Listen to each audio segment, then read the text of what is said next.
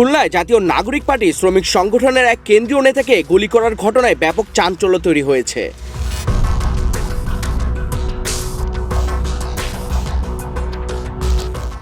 আজ সোমবার দুপুর 12:15টার দিকে নগরের সোনারাঙ্গা এলাকায় একটি বাসায় গুলিবিদ্ধ হন মোহাম্মদ মোতালেব শিকদার। তিনি জাতীয় নাগরিক পার্টি এর শ্রমিক সংগঠন জাতীয় শ্রমিক শক্তির কেন্দ্রীয় সংগঠক এবং খুলনা বিভাগীয় আহ্বায়ক।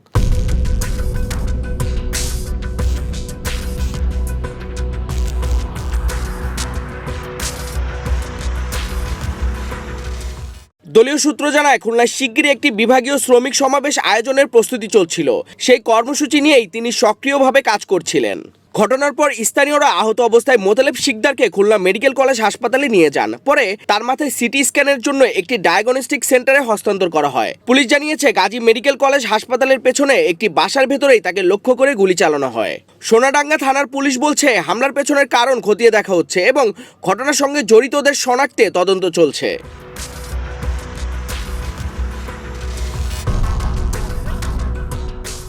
এদিকে এই ঘটনার পরপরই যশোর সীমান্ত এলাকায় নিরাপত্তা জোরদার করেছে বর্ডার গার্ড বাংলাদেশ।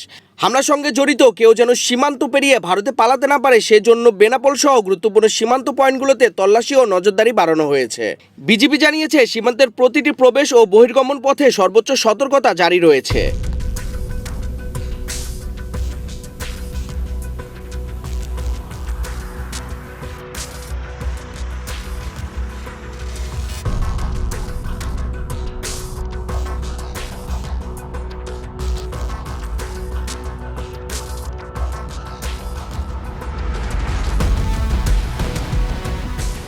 রাজনৈতিক অঙ্গনে উত্তেজনা বাড়ায় এই সময়ে খুলনায় এই গুলিবর্ষণের ঘটনা নতুন করে প্রশ্ন তুলেছে আইনশৃঙ্খলা পরিস্থিতি এবং রাজনৈতিক নিরাপত্তা নিয়ে। ঘটনার বিস্তারিত জানতে পুলিশ তদন্ত চালিয়ে যাচ্ছে।